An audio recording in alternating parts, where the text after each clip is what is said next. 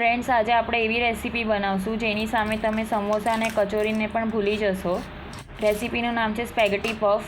Recipe થોડીક લાંબી છે, માટે એન્ડ સુધી વિડીયો જરૂરથી જોજો તો તમને પ્રોપર ખ્યાલ આવશે પફ કેવી રીતે બને છે તે.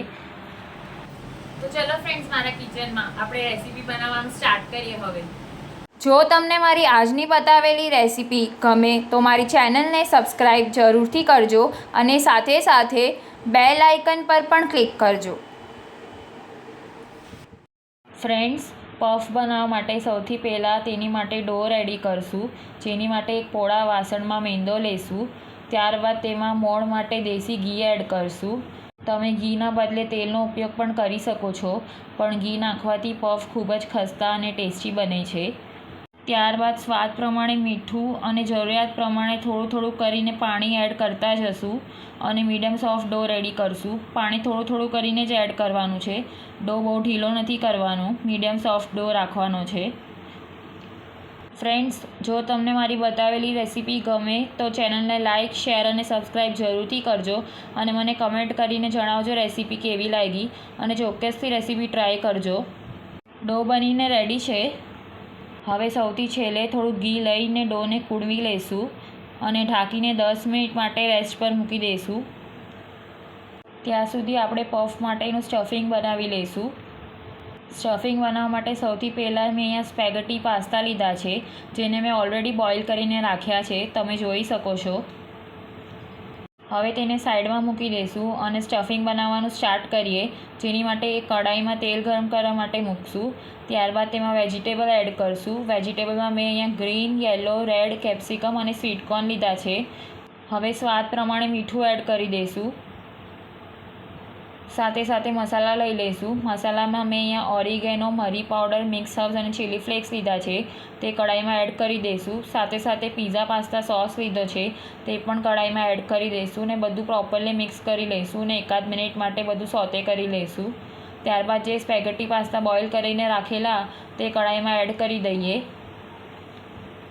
બધું પ્રોપરલી મિક્સ કરી લઈશું ફોકના હેલ્પથી. ફ્રેન્ડ્સ, સ્પેગેટી પાસ્તા લાંબા હોય છે, માટે તે પફમાં સ્ટફ કરવા માટે બહુ જ મોટા પડશે, માટે મેં આવી રીતે સીઝરથી તેને કટ કરી લીધા છે. મારું અહીંયા બોઇલ કરતી વખતે કટ કરવાનું રહી ગયું છે, માટે તમે બોઇલ કરતી વખતે જ તેને કટ કરી શકો છો. હક્કા નૂડલ્સ કરતાં સ્પેગેટી પાસ્તા ખાવામાં એકદમ સોફ્ટ અને સિલ્કી લાગે છે, માટે મેં અહીંયા સ્પેગેટી પાસ્તાનો જ ઉપયોગ કર્યો છે. હવે મને થોડો પીઝા પાસ્તા સોસ ઓછો લાગે છે, એ માટે તે એડ કરી રહી છું. તેને પ્રોપરલી મિક્સ કરી લઈશું. હવે પફ માટેનું સ્ટફિંગ આપણું બનીને રેડી છે. તેને થોડુંક ઠંડુ થવા દઈશું. ત્યાં સુધી આપણે ડોને જોઈ લઈએ. ડો સેટ થઈને રેડી છે. હવે એકવાર ડોને આવી રીતે કૂણવી લઈશું.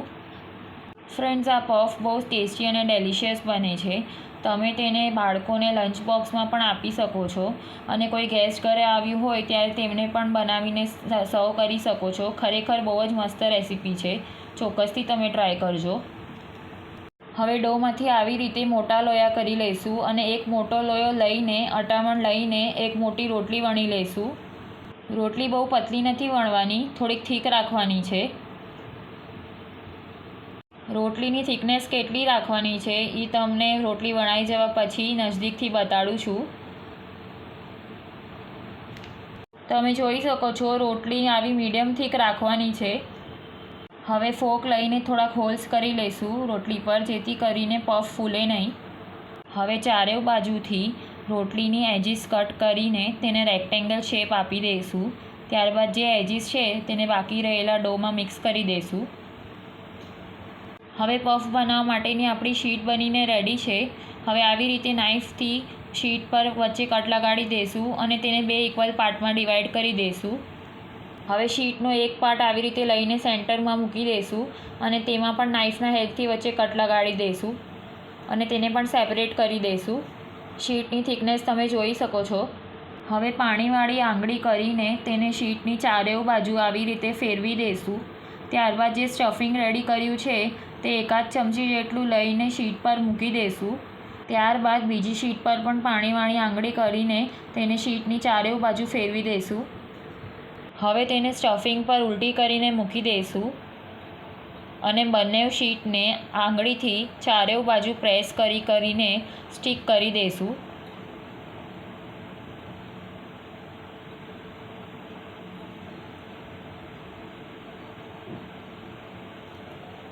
તમે જોઈ શકો છો આવી રીતે આંગળીથી બધી જગ્યાએ પ્રેસ કરીને મેં પફને પ્રોપરલી પેક કરી દીધું છે.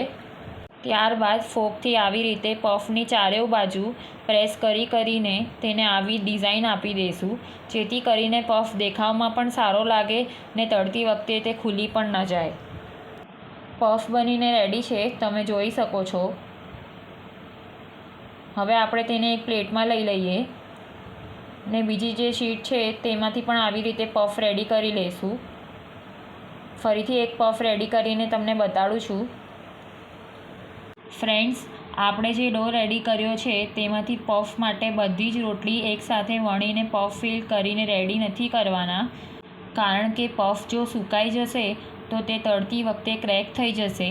માટે આપણે 4 પફનો એક બેચ બનાવીને તે ફ્રાય કરતા જશું.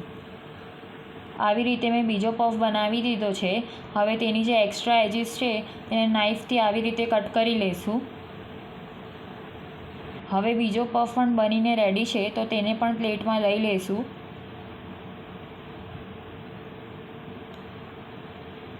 આવી જ રીતે હજી બીજા 2 પફ બનાવીને રેડી કરી લઈશું. તમે જોઈ શકો છો મેં અહીંયા 4 પફ બનાવીને રેડી કરી લીધા છે. હવે તેલ ગરમ થઈ ગયું છે, માટે 2 પફ કઢાઈમાં વારાફરતી એડ કરી દઈશું. ગેસની ફ્લેમ પહેલાં હાઈ રાખવાની છે, ત્યારબાદ પફ નાખ્યા પછી ફ્લેમ સ્લો કરી નાખવાની છે, જેથી કરીને પફ બરાબર ફ્રાય થાય અને અંદરથી કાચા ન રહી જાય. હવે આવી રીતે ચમચીથી તેલ પફ પર રેડવાનું છે, જેથી કરીને પફની ઉપરની સાઈડ પણ ફ્રાય થઈ જાય અને તે ફૂલે. 3 થી 4 મિનિટ બાદ નીચેની સાઈડ થોડી ગોલ્ડન બ્રાઉન થાય એટલે પફને ટર્ન કરી દઈશું. આવી રીતે ટર્ન કરતાં કરતાં પફ બંને બાજુથી ગોલ્ડન બ્રાઉન થાય ત્યાં સુધી તેને ફ્રાય કરવાના છે. પફને ફ્રાય કરતાં 5 થી 7 મિનિટ જેટલો સમય લાગે છે.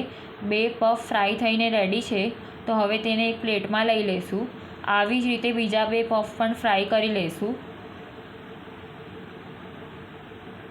ચલો ફ્રેન્ડ્સ, ત્યાં સુધી સાઈડમાં હું તમને પફ કેટલા ક્રિસ્પી થયા છે તે બતાડી દઉં છું.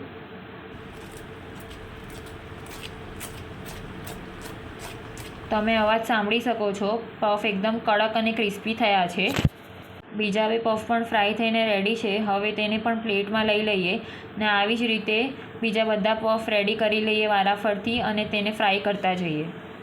ફ્રેન્ડ્સ, આપણે જે ડો રેડી કર્યો હતો તેમાંથી ટોટલ 14 થી 15 જેટલા પફ બનીને રેડી થશે.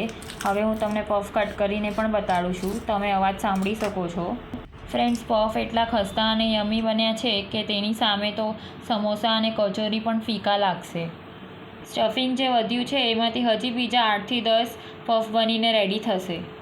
મેં અહીંયા પફને ટમેટો કેચઅપ સાથે સર્વ કર્યા છે. તો બનીને રેડી છે સ્પેગેટી પફ. ફરી મળશું નેક્સ્ટ રેસીપી સાથે. બાય.